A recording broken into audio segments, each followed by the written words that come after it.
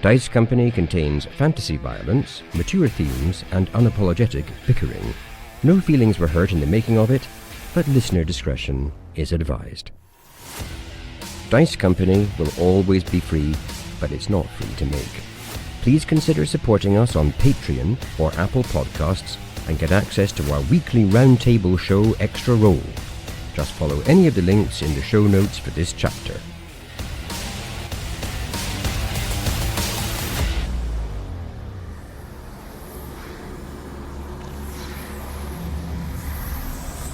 Corith is Morven.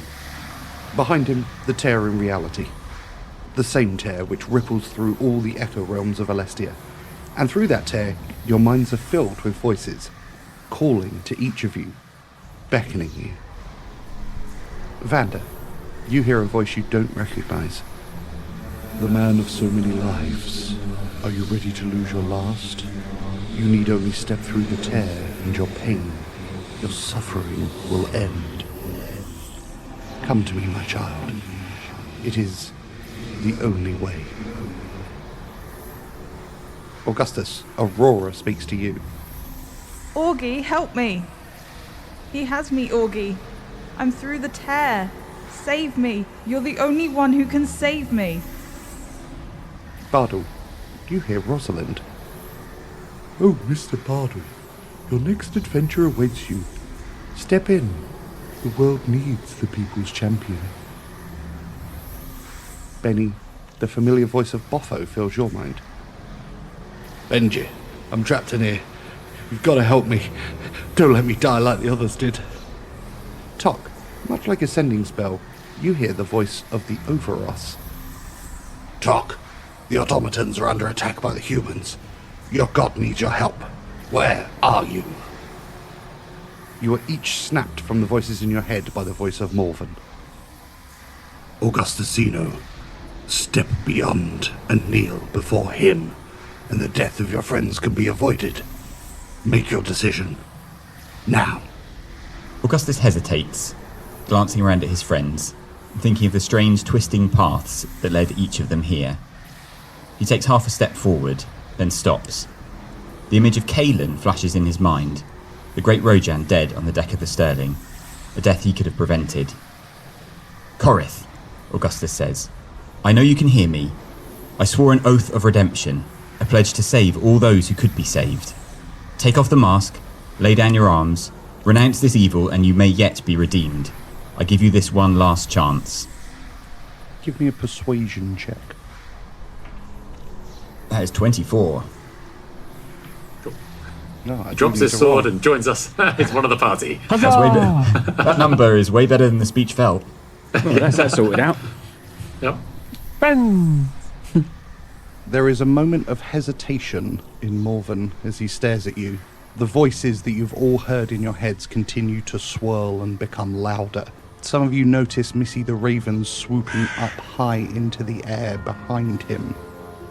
Augustus Zeno, you have no idea of the power that he has. In which case, I think my friends and I must stand against that power, and you need only step forward to do the same. He looks down for a moment. It is a choice I cannot make. I'm sorry. And he throws his red blade into the air and it hovers next to him. Roll for initiative. Oh, fuck! Oh dear. You've angered him, Augustus. This is all your fault. I nearly persuaded the bad guy to turn good. I feel like that, yeah. I'm only messing with you.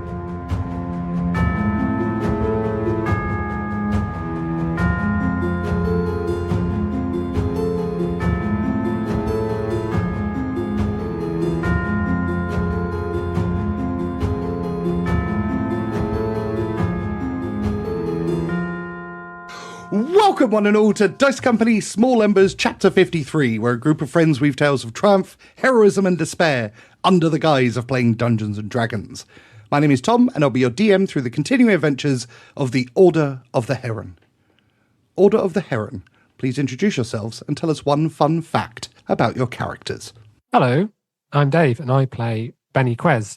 Spending time in the Library of the Rojan, has brought Bennie back into contact with the greatest smell in the whole world, the smell of musty leather-bound books. And while Bennie has been denying his interest in sitting down and absorbing all that information, he really just wanted to curl up in a corner, sit there all day, reading and absorbing and gathering knowledge with the musty smell of books all around. It's a fantastic smell, to be fair. I was going to say, Tock can appreciate everything apart from the smell. Yeah, and neither can Bardol. No nose. Hi, I'm Alex, and I'm playing Augustus. So, conditions were brutal during Augustus's school days at the Frost Hollow Academy in Lumatorn. Food was short, freedom was limited, and even the blankets were a precious resource in the chilly dormitories. A strong teenager, Augustus soon found himself fighting for his share, and often getting more. One night, he awoke to find the small, quiet boy in the next bed shivering under nothing but a thin sheet. At first, Augustus turned his back, remembering his headmaster's constant refrain, "The strong must flourish, the weak must perish." But then the image of his sister came to mind, taking him back to a warmer place and time, when the world still contained colour and light. Augustus rose and laid a fur-lined cloak over the shivering boy, then returned to his own bed without a word. Aww. His school somehow seems even more harsh than British public schools. Yeah, it's like it's a lovely fact. World. Yeah, it's a lovely fact, and somehow it makes the school even worse. Yeah. Well, the problem there is was a crucifixion before, wasn't there? Well, the first time I mentioned the school, there was a crucifixion. So really, if I want to talk about his school days, which turns out to be a really good place to go for like early, like fun facts, character development stuff, I can't really make the school anything else now. Since the crucifixion, I can't be like, oh, the mashed potatoes were really nice. I bet the school feels the same way. Once you crucifixion, it's really hard to... Yeah, so crucifixion is the beginning of a very slippery slope in education. Yeah, imagine what the school brochure looks like. Maybe leave that to page 50, right? Crucifixions, you got it. Just at the end. Just in the T's and C's. We've also got top-of-the-range sports facilities. Don't worry about the last bits, fine. Hi, my name is Charlie, and I play Vander Finnick. That's it, folks. That's it. That is it. Cool. Cheers, dude. Yeah, sorry. Vander has always craved secrets, and the thought of unlocking the long-guarded mysteries of the Rosian stirs again this dark hunger within him. But as his eyes light upon the ancient texts, an even darker desire uncurls like a cobra rising up in his mind. To know the stories of Morticia, Tommen, and the boy glimpsed through that Rain Street window pane so often visited in his dreams.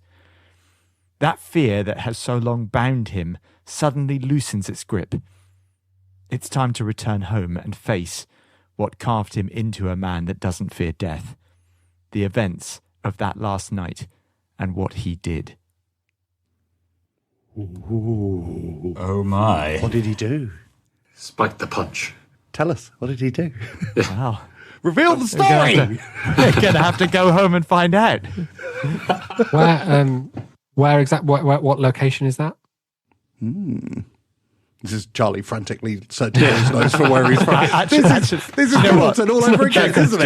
That's so deep Why in won't my... ChatGPT answer me? I was going to say, that's so deep in my notes, I haven't even bothered searching. I know I can't find it. Hi, I'm Harry, and I play Tock, an imposing 6'8" automaton. Tock has met a god, the creator of his entire race, a being of power, myth, and legend. Tock prostrated himself as instructed by the Cassandran priestess Valeria Frostborn, yet the theophany was less rapturous than expected. The Overos was different from the towering serene automaton of Tock's imagination.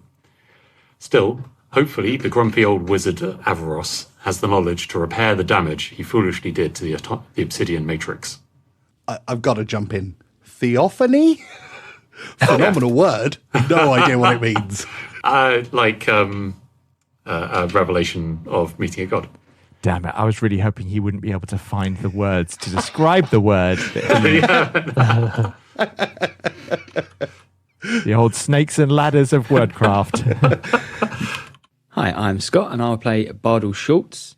Fun fact this week is Bardol's got a bit of a confession that he's afraid to tell the guys. After he got his new duster coat, before they left in the morning for their adventure, he was rummaging through his possessions and reordering himself, things into the coat pockets and what have you, and he came across a sending stone, which attaches to his associos, the old ungovernables, and he realised that had he really gone through his gear a few weeks earlier, he probably could have called in his ship and the chaps to come and help with repairs and perhaps rescue us. And we didn't have to have 2 weeks out in the nowhere eating slugs. So he's not sure whether he's going to tell the chaps, but now that we're in front of Morven and in mortal danger, he's just hopeful that they all make it through. And for those that do survive, he may mention it later, but maybe not. Before Vander assumes control of my body, can I suggest you don't tell him? Is it possible to strangle someone through a Zoom call? And remember, it is said that life is cheap. This is, of course, completely wrong. Life is often very expensive. But death is often free. So let's turn the page on the next chapter of Dice Company.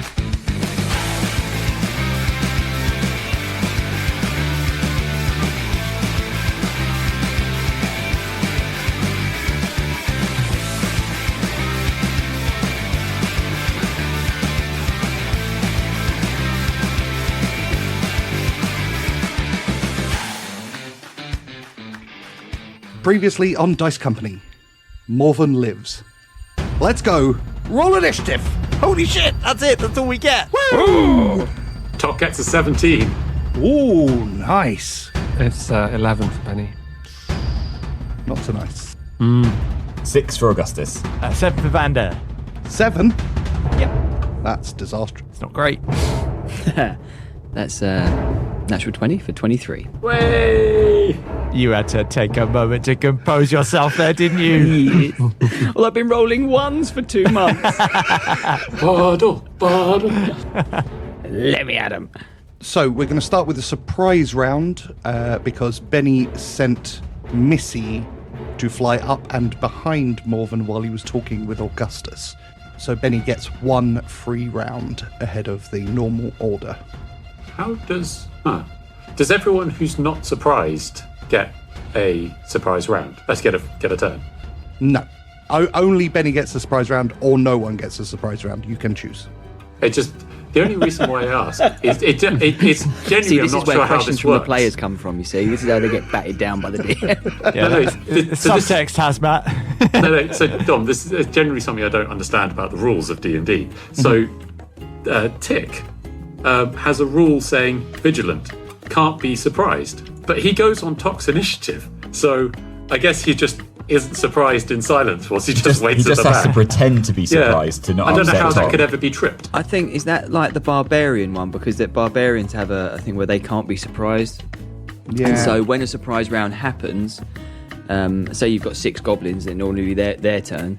The barbarian's turn is inserted into the goblins. Into the order. Yeah, so I'm assuming it would be the same with Tick. He just gets to your initiative and he suddenly, I don't know, nudges you awake, I guess. Interesting. Yeah, but I was like, because he goes on Tock's initiative and Tock does not have that rule, what happens?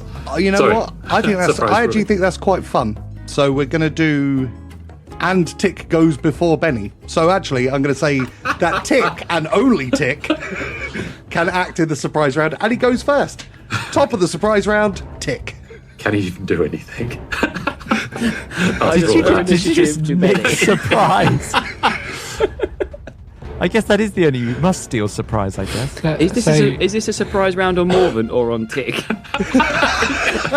Tick is surprised by going first. So Tick is going to surprisingly prepare to dodge. It might actually be the only thing he can do. It's not a terrible idea, to be fair. Yeah. Okay, Bennie. So while Morven and Augustus are in conversation, the eagle-eyed of you may have seen Missy swoop up high into the shadows and carrying a spool of rope in her claws. She lands silently behind Morven, Bennie twisting his ring as Missy stands behind our enemy. So I have cast Snare So on the map, it's cast on the square behind Morven. Mm-hmm. So if he is pushed backwards, he will trigger the trap that I've set. That's a touch spell, so I used Missy to cast it. Fucking Missy. She is getting it in this one, let me tell you. Getting it. In my headcanon, like for the snare, Missy was just carrying a giant rope, dangling it from the ceiling, tied up, laying it around the feet, and just like Fishing for Morven. Can I whisper to the others, try and force him backwards? Top of the round, first round, Bardol Schultz. Roger that, Bennie. As Bardol hurtles towards Morven. finally someone as subtle and stealthy as Tock. So Bardol is going to charge at Morven, and then Bardol's going to thunder wave. In all honesty, I love it. Constitution saving throw. There you go. So Constitution, And hopefully he rolls really low. Really low. 31. Solid as a rock. Morven moves nowhere. The natural 20 as a boom goes out. Dear God. It's 2d8 thunder damage. Mm-hmm. Halved, obviously, for... There's an additional thing, though, because he's got his sword as an entirely different item next to him, and Thunderwave does say unsecured objects that complete with the area of effect automatically push back 10 feet. That's a colossal 3 thunder damage. Halved to 1. At which point Bardol's going to action surge. Ha-ha! He's actually remembered to do it. Finally! Bardol! So, 2 attacks with Daysong. Well, that is a 26, 13 slashing damage. And then second attack with Daysong, 27, getting tantalisingly close to it, and 12 slashing damage. I'm just going to quickly bonus action. Sorry, didn't mean to get in your way there. Carry on. still hacking away momentarily. 9. That's a miss. Was that last one like a kick in the shin? So Bardol charges full pelt towards Morven. As he lands in front of Morven, a thunderwave bursts from his chest, hoping to push Morven back like Bennie had suggested, but nothing happens. All that happens is the sword to the side of him is hurled back, swinging with his swords in a kind of rage, trying to push Morven back. Bardol hacks him across the chest and once across the thigh, trying to then stab him through the chest with his offhand longsword. Morven's hand his hammer comes up and knocks the sword away. Something to note, your attacks do not do the kind of damage you would expect them to do against him. So he's resilient to slashing, is he? Daysong's magical, so that's magical slashing damage. Well, it's proper Kasparov versus Deep Thought, DM versus Harry tonight. Rules. Can the computer beat the man? Quite right. Yep. Ignore what I said, and the rest of you get a little insight into what he's like. It is Morven's turn. Oh dear. He is going to start by casting Misty Step. He's going to flank out to the left with a bamf, and he's going to go straight for Bennie Quez. As he marches towards you, Bennie, you hear him say, Rojan scum. 16? It's been such a long time since anyone tried to hit me.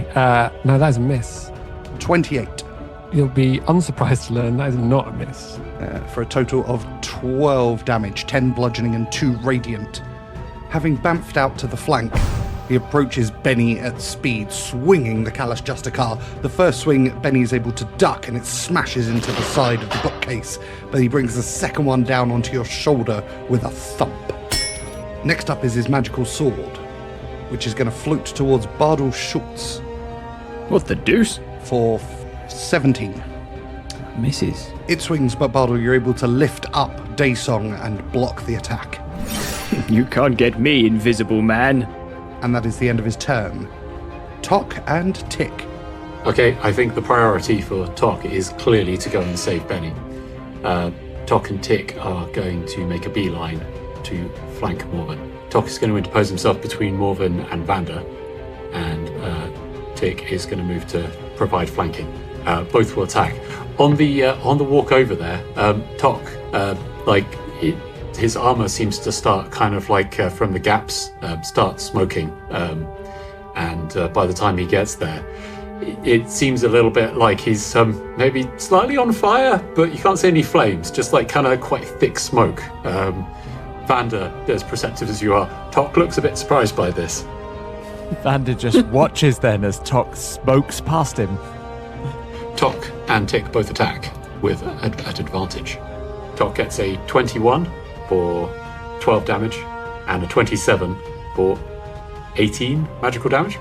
Tock will stride in front of Vander whilst Morven's attention is taken on Bennie. He'll like slash at the back of Morven's legs, try and limit his mobility. The blade cutting deep into the back of the thigh. And then Tock gets to attack as well. That is a 23 for Tick to attack, and it does 9 force damage. Bennie. So Bennie is somewhat panicked by this enormous Shadow Vanguard suddenly appearing in front of him and attacking him.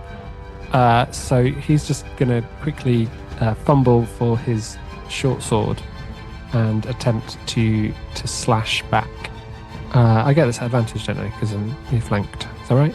Technically no, but it's difficult for me to argue against it when he's surrounded on all sides, so I'll say yes for the sake of it. But traditionally, you need someone on the kind of opposite side of where you are, but it's a bit silly, so... Flanking rules suck. That's 2 natural ones. Oh, you hate to see it. 400 to 1 shot. Wow. Landed it though.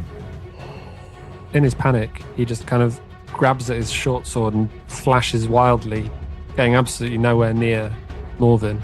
And then he's just going to disengage and dart around the corner away from this thing, just to regather himself. As you attempt to disengage...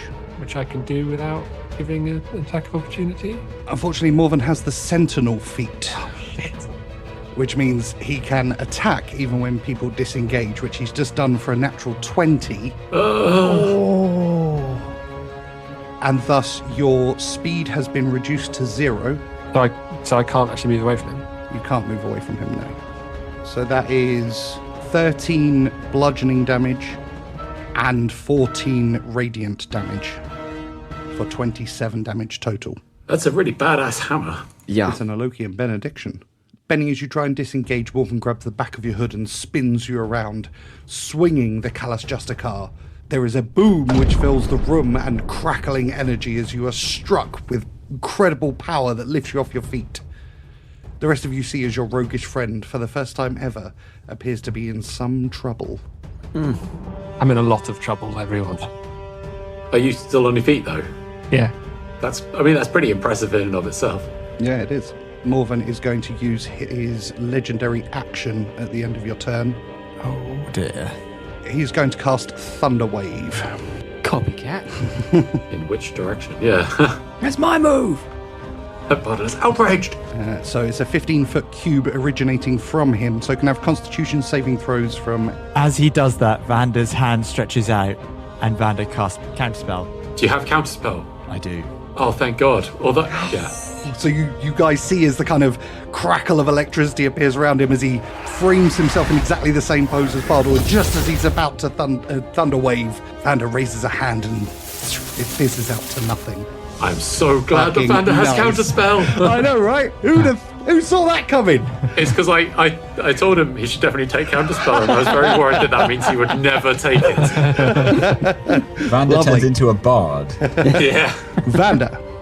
Vander's hand withdraws as the energy from Morven's attack dissipates through his fingers into nothing, and he shambles around Tock to face Morven. As he does so, he casts Mirror Image, and another 3 Vander Finnick spread out from the initial one. All 4 of them to face Morven. You're powerful, Morven, but the Rogans saw far, and I know it doesn't end here. Tock, prepare yourself for shock, Vander! And with that, Vander takes the potion that he stole from the fingers and drinks the second flask with his bonus action. Oh, God. Let's do this thing! Oh, no. Hang on, we don't know what's in this, right? No. Oh my God, I hope it's a potion of incontinence or something. I hope it's like the reduce spell and he goes to about 3 inches tall. 3 tiny Vanders!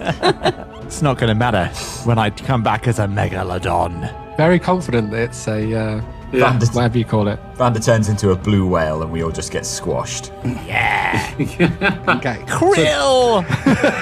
Give me krill!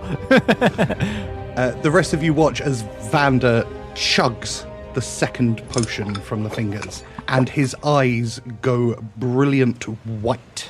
Okay. Vander, you see in your mind's eye a towering blackened spire rising against an ashen sky, its surface charred and jagged, scarred by ancient fires. There is black ichor all around as your mind takes you in through two huge double doors into a throne room. The throne is made of skulls and human bones, and sat atop it, wreathed in shadow, is a figure. He looks around and says, "Who disturbs me? No one should spy upon the hushed one." And he raises his hand, and your vision goes blank, and your eyes reappear, and you are back in the room. Okay. So that's I'm a seer. That's the potion is I'm some kind of a seer. I've had a vision. Yeah, we certainly weren't a shark. I mean, what I'm hearing is that Vander's daydreaming in the middle of a battle. Yeah. That was just nightmare juice. That is what it looked like to everyone. Yeah. So you have just seen the hushed one in his tower. In his front room. Apparently had his feet up. Through the tear. So to us, he just really rolled his eyes about Benny's efforts to fight Morven. An aggressive eye roll that went on for like 10 whole seconds. Vander staggers back momentarily, the force of the vision having taken over all of his senses. And his impetus dies with him there, and his turn ends. How far is he staggering back? Because he really probably should move further back than he is. Peanut gallery! He staggers 5 feet backwards. Okay, and to end out round 1, Augustus. Hello! Hello. Good to be here. So, first of all, Augustus uses the Cloak of Many Fashions to make himself look like the portrait at home, back in Denothlia, of his forebear, Roderick Denothlian. So, that makes him wear full Highland regalia, even with the famous set of bagpipes slung over his shoulder. Next, he casts Shield of Faith, giving 2 extra AC to the imperiled Bennie. Then Augustus charges up behind Morven and tries to jam Amber into the Shadow Vanguard's back. Is Shield of Faith an action? It is a bonus action. Nice. Do it. Do at advantage. Oh, yeah. Good point. That is a 20. That is 10 piercing damage. He sprints up in his Highland regalia, having offered the Hand of Friendship to Corith. He's now going to offer the Sword of Vengeance to Morven.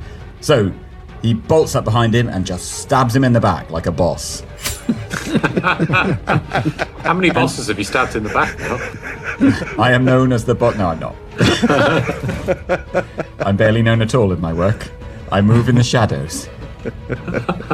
And Augustus will attack again, please. Okay. That would be a 24 to hit. And he withdraws the blade, takes an almighty swing, shouts, "Denothlia!" and jams it in exactly the same hole the last one went in. Oh my god. Surgical disgustingness from Augustus. Oh. That brings a grunt of pain from Morven, I think. I disgusted myself with that.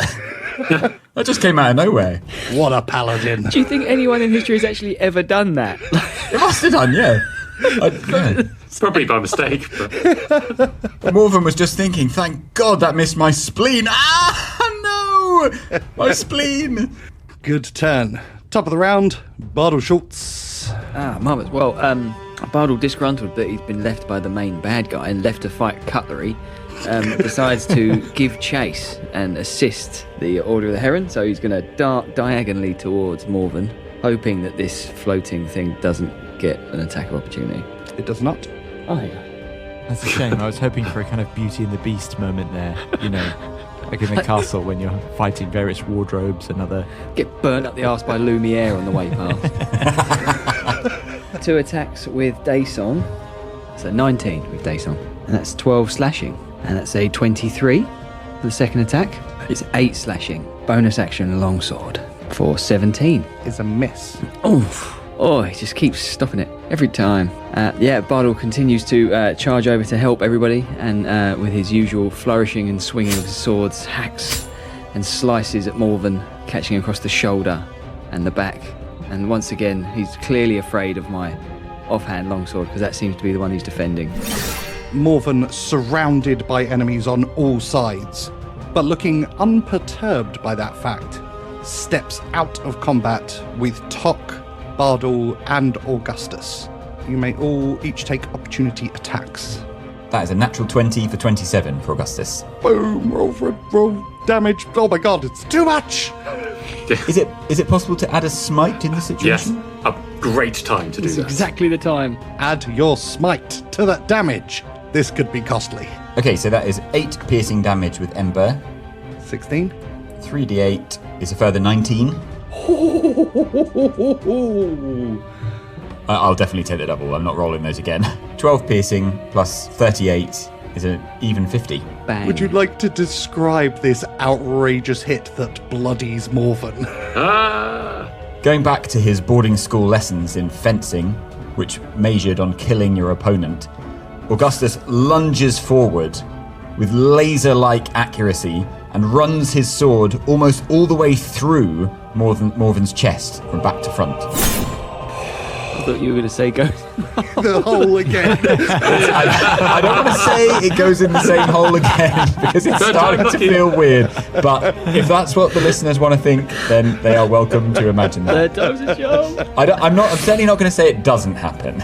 Your boarding school special. Massive hit. Tock or Bardol, next up with your opportunity attack. No, it's an 18 to hit. Only 9 magical slashing damage. Tock will swing for the head, miss, and then just catch Morven on the forearm with the backswing. It's not quite such a massive impact as Augustus, but that was quite a surprise to everyone. That's a 19 for Bardol, and that is 13 slashing damage. Ooh, you guys are taking chunks out of him. As Morven runs away from him, just as the rapier goes into the hole for the third time, Bardol slices across Morven's back. It just runs down the rapier. You hear a kind of sound, which is terribly off-putting. Morven, despite being brutally hacked at, continues to march north. Tick may now take an opportunity attack. He is not going to, saving his reaction. Okay, Morven will step out. Bennie, you may take an opportunity attack. I'm really confused about what he's doing. He's running like a girl. I'm really worried about what he's doing. Yeah. He steps away. Oh god, he's lining us up, isn't he? So that's 20. 10 piercing. As Morven steps past, Bennie feels his legs returning beneath him and takes a step and just swipes at his thighs and scratching him as he goes by. And Morven completes his march north. Oh no. Before spinning, raising his hand in the air and casting Fireball at level 5. Casts death to the entire Order of the Heron. And that is going to get all of you. Can I have dexterity saving throws, And again, please? Vander's hand shoots out, and he casts Counterspell. Thank God. If the creature has cast a spell of level 4 or higher, make an ability check using your spellcasting ability. Okay, so it's a DC 15. This feels fairly significant. Okay, here we go. 18. Morven raises his hand to cast a fireball, and as the flame leaves his hand, it dips down to the floor, doing no damage. Vander's staff glows for a second before returning to its original colour. Well done, Gandalf. Delicious. Tock looks around in surprise, sees Vander at the back and gives him a small nod. And he gets one back. And as a bonus action, Morven withdraws a bottle from his belt and drinks it.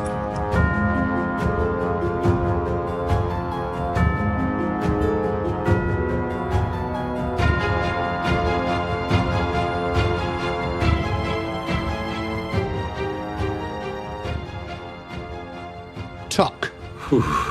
Okay, right. Well, Bennie's in the clear. I think we need to try and pin him. Okay, so Tock is going to move past Bennie swiftly and get into contact with Morven. Tick is going to follow, and someone else is going to get a turn before him.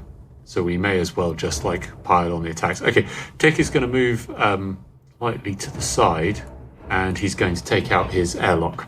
So Tock is going to attack twice with his, without advantage, with his longsword. A 20 for 14 magical slashing damage, and a second attack is a 16. It's a miss. I think 18 is the line, isn't it? Because I missed at 17. And someone hit at 18. Okay, so we know what we need to get. Tock sort of uses his shield to pin Morven against the wall, and uses the crossguard of his sword to try and punch a hole in his shoulder. Tick is going to fire with his airlock at Morven as well, which gets a 27 to hit. Unfortunately, only for 3 bludgeoning damage. Oh. As Tick shoots him in the foot. You see his foot lift up, and were it a less serious situation, you might see him hopping slightly in pain. So Tick is taking up a position behind Tock to give him cover, leaving space for the other heroes to step in.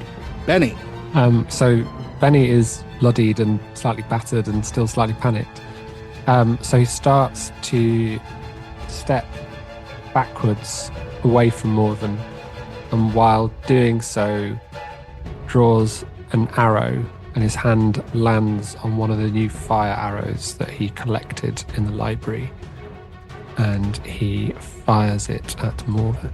That's 21. Look at that man, he gave himself disadvantage and still hit. So that's 10 piercing damage, plus, because he's using Lorian's bow as ever, that's a DC 15 dex save to avoid being pinned. Which he fails. So yeah, the arrow, despite Bennie shaking hands, flies pretty true and goes into Morven's shoulder and through the shoulder, pinning him against the wall. And flame licks out from the head of the arrow, and you can see that the Morven sort of cape is starting to catch fire where the arrow has gone in. Bennie then moves around behind the bookcase so that he's out of Morven's line of sight and leans heavily against the bookcase. He's had a bit of a rough time in the last couple of minutes, as Bennie, and what he decides to do is click his fingers just so that Lenny appears momentarily, and he just has something nice, something comforting, just for a second. And, maybe if Lenny licks him, he gets a lot of wounds healed. I need my blankie that also heals me. With a pop, he appears, and he snuggles up to you and gives you a lick. Vander, your turn. Vander mind spikes Morven. So that's a 25. Vander places his hand against his own face, the mask element of the face, and in that posture casts Mind Spike on Morven. And Morven feels his face plate heating up and burning, or at least he perceives it to be burning, the skin on his face, for 10 psychotic damage. Psychic. Oh, 10 psychic damage. In this case, my turn will never end! In this case, it's definitely psychotic damage. Vander, as you enter Morven's mind attempting to mind spike him, you find yourself stood before Morven in a wooded area that is wreathed in flames. You hear his voice. No, I will not have my mind invaded by a stinking Rojan. The scene shifts. The two of you are now in a dark cell. Curled up in the corner is a younger Vander Finnick. What have we here? A single hand reaches through a hole in the wall, and on one of the fingers is a heron signet ring. Vander looks at the younger Vander. There was a time that this would have broken me. He turns to Morven. No longer. The rest of you see as Vander does his traditional move, which doesn't look like a huge amount when casting Mind Spike, when all of a sudden his entire body is engulfed in flames. The flames lick up all over his body. Please take 5 fire damage, Vander. It's a... Oh, actually, no, you need to do a dexterity saving throw. Apologies. This is Hellish Rebuke, by the way, for those who are wondering. Got you. So dex saving throw. I just assumed, it being Vander, that the dex save would be a fail. 11. It is a fail. Please take 5 fire damage. Caution, Vander. Combat is no place for a nap. Yes, Tock with the shade. Oh, absolutely wonderful. Augustus, being a man of the earth who doesn't really understand magic, turns around and flings holy water on Vander. Seeing that Morven is close to death and thinking that the Order have the upper hand, Augustus wants to ease his passing. So, thinking of Corith, the maybe Augustus's best friend in some ways, he is going to cast Calm Emotions on Morven. So you attempt to suppress strong emotions. It says in a group of people. I mean, obviously, I'm happy to cast on a group, but obviously my target is Morven. I guess I might get Tock as well. So he has to do a charisma saving throw, and then one of the things I can choose to do is you can make your target indifferent about the creatures of your choice that it is hostile towards. Obviously, in this case, the Order of the Heron. Morven's got to do a charisma. He's got to do a charisma. Let me tell you, he's not great at charisma. Doesn't come across as a particularly charisma. I mean, he charmed Augustus, to be fair. Well, now I'm trying to counter-charm him. Let's have Morven doing a charisma. That's a 0. Oh! Tock gets a 3. Morven is going to use one of his legendary resistances to pass that check instead. Oh. So only Tock is affected. So do you choose for Tock to be not charmed or frightened, or do you want to make him indifferent to Morven? The group I was aiming at was making them indifferent to the Order of the Heron, so I guess in a way Tock will care less about all of us, but it won't stop him attacking Morven, I don't think. Any fear Tock may be feeling, we know he is prone to getting a bit scaredy cat in this situation. I will make sure Tock, I mean, I know he's not frightened, but if Tock's feeling at all frightened, he's not feeling frightened anymore. Awesome. I will come up here alongside Tock and brace my shield next to my automaton friend, awaiting the attack of Morven.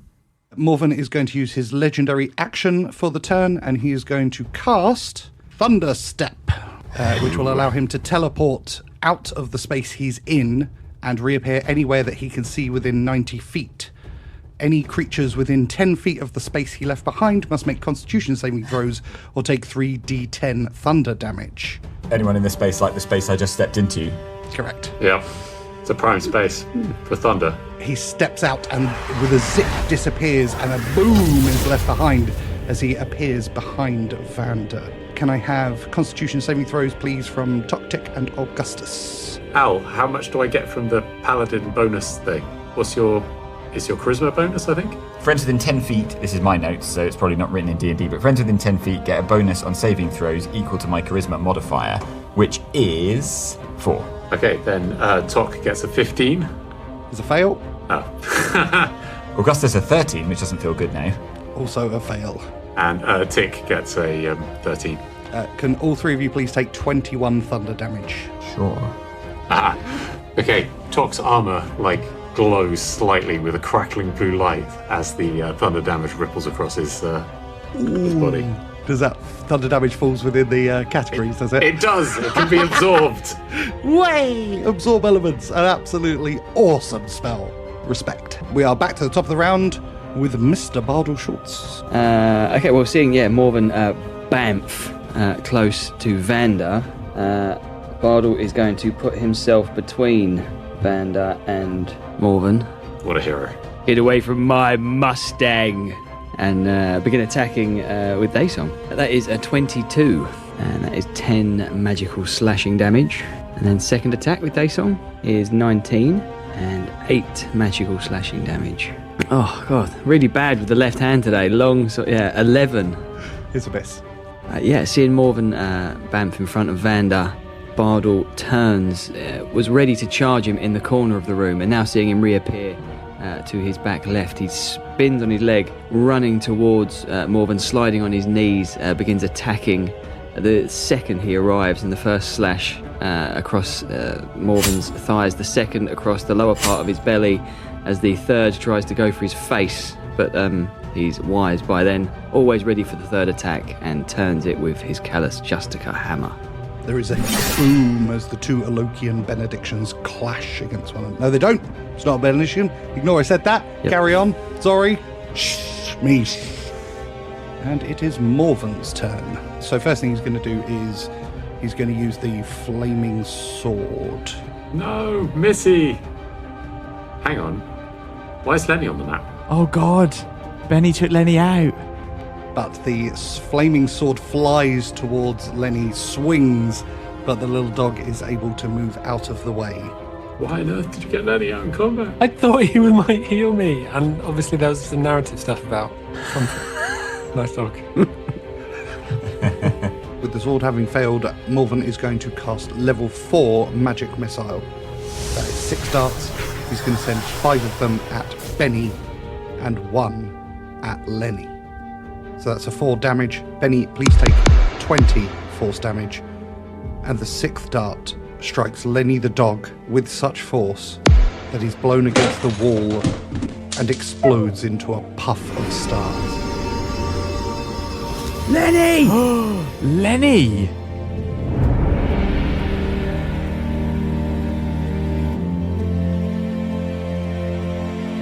Twenty. 20. What a coincidence. That is exactly the number of hit points I had. You see, Augustus, Zeno, your friends don't have to die. Kneel before him, and this can all end. It's you, Morven, that will soon be on your knees.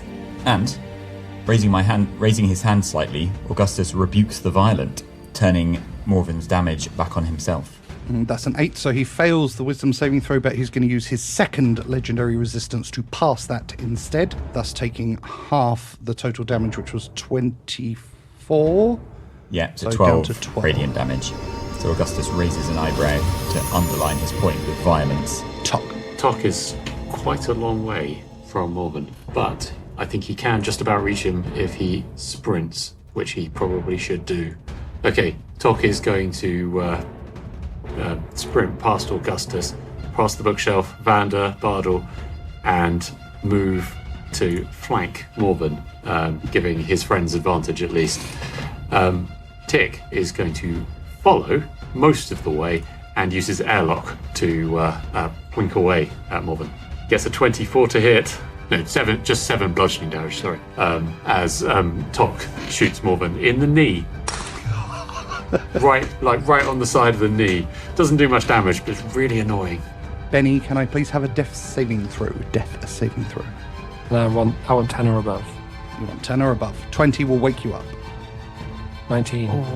Okay, that's 1 success. Vander.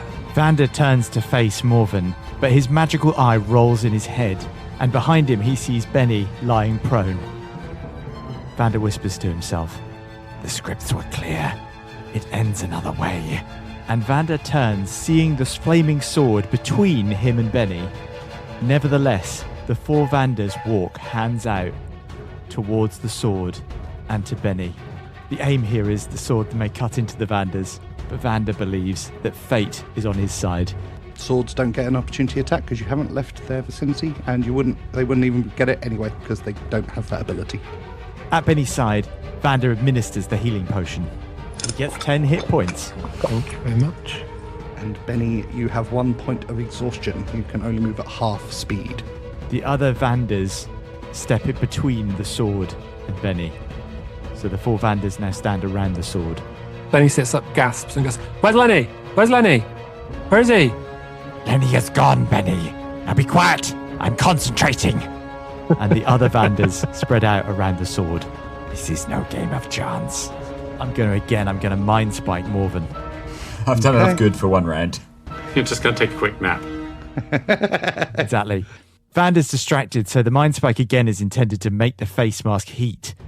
But his attention is on the sword, so a single hand cast to one side directs the mind spike towards Morven. That's a 16. Is a fail. Still distracted by the sword, Vander's hand reaches out, but doesn't find Morven's mind, and the connection is lost. And at the end of Vander's turn, Morven is going to take one of his legendary actions, and he raises his hand and casts a level 3 fireball. I'm going to need dexterity saving throws from Bardol, Tick, Vander, and Bennie, please. What do I need to be hitting on dex to save myself here? 17. Tick rolls a 15. If only we had a paladin for the bonus. It's too far away, right? Yeah. It's 10 feet. It's a 5 for Bardol. Okay, so you all failed. So that's 26 fire damage for each of you, please. I'm going to use lucky and reroll. Oh, I'm going to use Indomitable and re-roll. Interesting that you all wait until the damage is rolled. I always forget don't about that. do that again. Oh, apologies. Sorry. That's right, go on, reroll them. Tick is going to use Take It Like a Man and go down to 1 hit point. That's why I love Tick the most. Unnatural 20 for an unnatural save. Excellent, so half damage then, please. So Oh. 13 fire damage. Still a 6. He is indomitable and consistent. And Bennie is blasted back into the bookcase and is slumped against it, once again down. Augustus. Hey! Hey. Augustus runs around the bookcase and around the flaming sword to place himself shoulder to shoulder with Vander, with Bennie sort of behind them. Okay, and then Augustus will, and prepare your paladin boots for this, lay on hands. What a paladin! What classic. He will give 30 hit points to young Benjamin Quez. It's a lot of hit points. Thank you. That's all right. And I don't think lay on hands is a spell, so I think my bonus action can be a spell. Yeah, it is. It's a class ability. In which case, at level 2, I will cast Aid, giving 3 pals 5 extra hit points plus 5 extra hit point maximum, should they be fully hit pointed up at this point. And I will bestow that upon Vander, Bardol, and Tock. Augustus braces himself, raises his shield, and tries to kind of stand, as I say, shoulder to shoulder with Vander, protecting the very wounded Bennie. Back to the top round with Mr. Bardol Schultz. Feeling a little bit singed around the edges, and frankly a little bit upset with Morven, Bardol is going to continue his assault to try and put this fool down. So that is a 24 and 8 magical slashing damage. Second attack for Daesong is a 16. It's a miss. And now he's going to attempt his offhand longsword for 18. Yay! Which is 5 slashing damage. So continuing to hack away at Morven to try and distract him long enough, hopefully, that he will start to attack Bardol and not attack Bennie or Vander any further. He catches him across the chest once more with Daesong. His second attack, aiming towards the neck, now is deflected by the Callus Justicar as sparks smash from the two weapons. And as they hit each other, there is a booming sound that echoes around the room that you are in.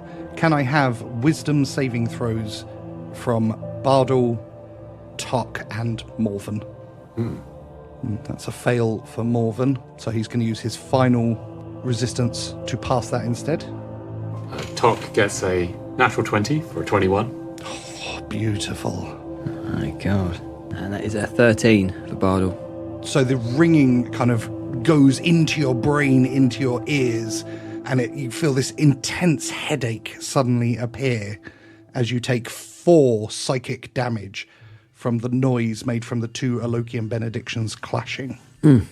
But with that distraction, Bardol seems to come to his senses before Morven and sticks his offhand longsword into the throat of him. I need more action surges. Need to get the 1. Yeah.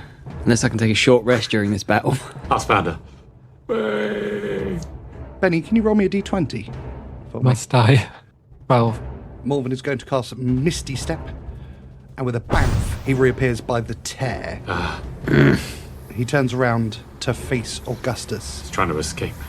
Augustus Zeno, you have made the wrong decision. This is not over. And with that, he steps into the tear and vanishes. No! God. Damn And it. as he vanishes, he rolls a 1 on a d4. I'm really hoping that roll of a 1 meant he just exploded. And you guys are out of combat.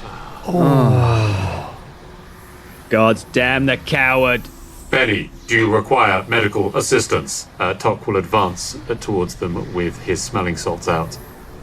Somehow, Tock, I don't know what Augustus did, but I don't think I do. I mean, I feel battered and bruised and absolutely knackered, to be honest with you, but I think I'm sort of alright. I am glad you are resistant to damage, Bennie. I don't know that I am, but yeah. So Augustus gets up and walks towards it, obviously not so close that if I feel it sort of pulling me closer, I'm obviously going to stop, but I want to look at it. So Augustus walks towards it slowly and kind of stares in, seeing if he can see anything, and kind of listens, tries to kind of sense whether there's anything it's telling him, any sort of voices in his head, anything he can sort of discern about where Morven's gone and whether it would be completely insane to follow him. As with the first time you entered in, you hear the voice of Aurora in your head. Augie, where are you? Help me! Why aren't you helping me? Caution, Augustus. The dimensional tear leads to a randomized location on the plains. Where will Morven be then, Tock? Unknown. Morven could not predict his destination either. Without taking his eyes off the tear, Augustus says, Vander, come this way. Vander has been tearing through the pages of the book he was reading before they entered this room, trying frantically to find something that seems to elude him in the pages. But he hears Augustus and begins shambling towards him, finally drawing alongside, still scanning the book. Vander, I can hear my sister's voice. She's calling me to step into the tear to rescue her, but I do not know if it is a trick. Is it another trap? What? Vander's head snaps up and twists in the direction of Augustus. Your sister, you say? Her voice in your mind? Yes, but we have encountered that so many times in recent days. I don't know whether to go forward or to stop. This could be the time it really is her and she needs me, and I've wasted my time saving shapeshifters and everyone except Aurora. Augustus, we did observe Aurora passing through the dimensional tear. I have received a sending message. The obsidian matrix is in peril. We must proceed through the dimensional tear to retrieve it. Too much information, says Vander, looking back at the book. It's here. I just can't understand everything that I need to at the moment. The book speaks of the past, certainly, but it also tells us of the future. Give me a moment. And he continues to rifle through the book. So we need to step through, Tock, and he takes a step forward. Wait! Vander's hand lashes out. I need time! And again, he rifles through the pages. There is no time, Vander. Morven or Corith or whatever he is in there. Maybe the hushed one or the whatever else is in there. And my sister. You want me to wait while you read a book? Yes, Augustus, the answers are in here. We need only but search for them. And Vander tears at the pages again. He is correct, Augustus. Stepping through the dimensional tear will take you further from your sister. Why is she calling me then, Tock, from in there? Hells! And Vander closes the book. I can't decipher them. All I know for sure is that this was never due to be the end. There's a future here. It's written here. I just can't decipher it. I can't tell you whether to go through the rift or not. I can tell you only that this, whatever we choose, is not the end. That tells me little, Vander, of what I need. And Augustus sheathes Ember and unsheathes Nox's greatsword. He continues to drift forward towards the tear. What are you on about, Vander? Nothing's written. Now it's written.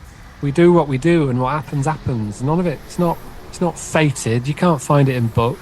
But look at the state of me. I can't go on an interdimensional manhunt. I need to sleep for about 2 days, and then have something to eat. Maybe a bath. Oh, imagine a bath. Yes, Bennie, you're tired, I understand. And Vander waves the script at you. But your history is here. And, let me repeat, and fragments of your future. It is written here. And Vander waves the script again. You haven't got my future written down, Vander. Augustus, the secrets of accurate interplanar travel. The location is known to me. It is in Deep Mound. I have no time, Tock, for books or further adventures or baths or any of it. And Augustus strides forward into the tear. Oh, okay. Shit. Roll a d4 for me, please. Well, I rolled the same as the other guy. Okay, buddies, let's see how friendly you are. Vander continues to scan the pages, What does it mean? I am the blade. I know I'm the blade. No time. And then Vander suddenly makes up his mind and sprints, or as fast as Vander can sprint, towards the portal. As he does so, he rips out a page from the book and throws it back in the direction of Bennie. Read this, Bennie! And Vander is gone. Tock and Tick will go through the portal. Bennie moves to bend down to pick up that piece of paper to see what's on it. Bennie, as you look at the page on the floor, it is a series of complex runes in a language you do not understand. Hey, Vander, what's this? Vander? Vander?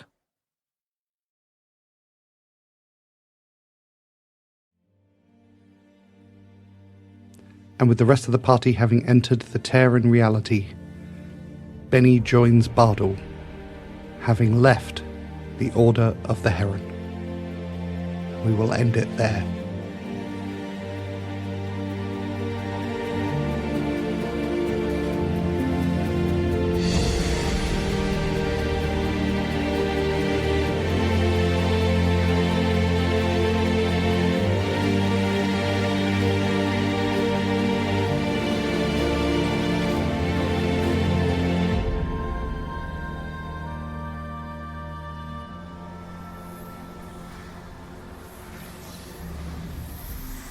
Seems they've left us, Bennie.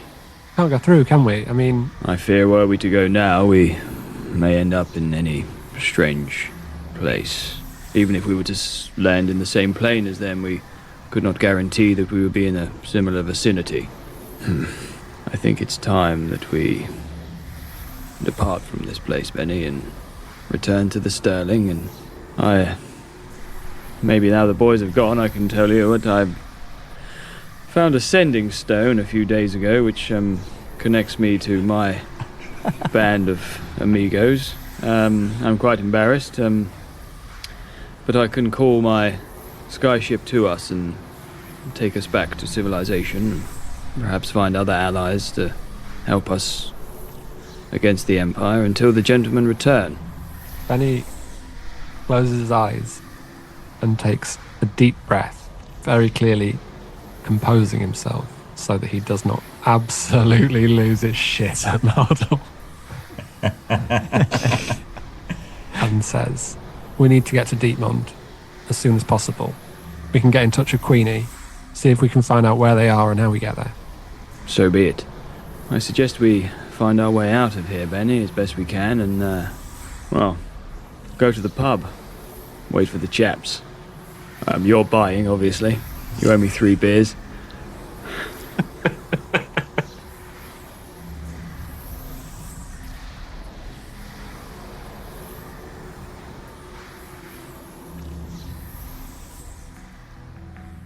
You've been listening to Dice Company's Small Embers, starring Dave Windust as Bennie Quez, Alex Morrison as Augustus Zeno, Charlie Blackadder as Vander Finnick, Scott Parker as the greatest swordsman who has ever lived, Bardol Schultz, and Harry King as Tock, with Tom Patrick as your dungeon master.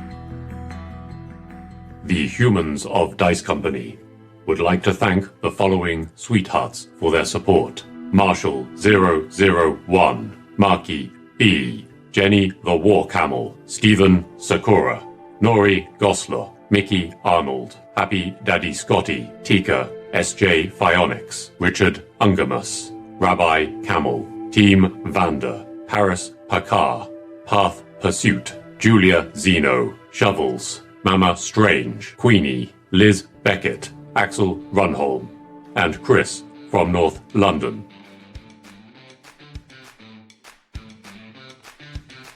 Is a big bookcase, floor to ceiling. Okay. That feels suitable. Wasn't quite in the description, but, gives Bennie a place to hide. Mm-hmm. Full collection of first edition Mr. Man books. I kind of wanted to, jump in and offer, guidance and extra stuff, but at the same time, it didn't really feel like, Tock's place. I love the idea that Tock could give persuasion advice. Well, yeah. It was a stretch, I'm going to say. His brother, Morven. He's a right bastard. He's really boring. He's got a great story about a bridge. He's got his alias, Borith. It's Borith. Hey, Borith. He seems like a stand-up guy. I've got no suspicion about this guy at all. What's with the black mask, Borith? And a series of interesting bars. Okay, care to describe the attacks? No. All right, cool. No, I'm just looking at the thing I've macroed. Okay, so yeah. I mean, Bardol wasn't going to go through the tear, if I'm honest.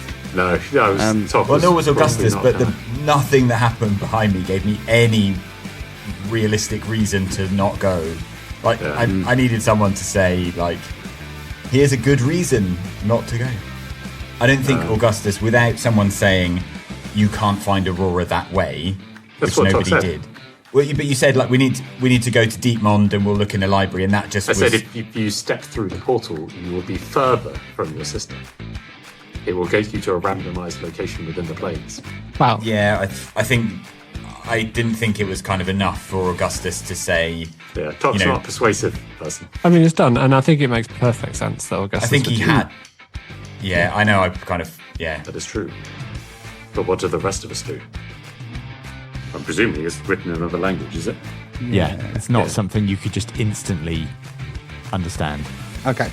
So Vander threw him basically a complex crossword puzzle and said, "We've got no time. Decipher this." Here's a Sudoku.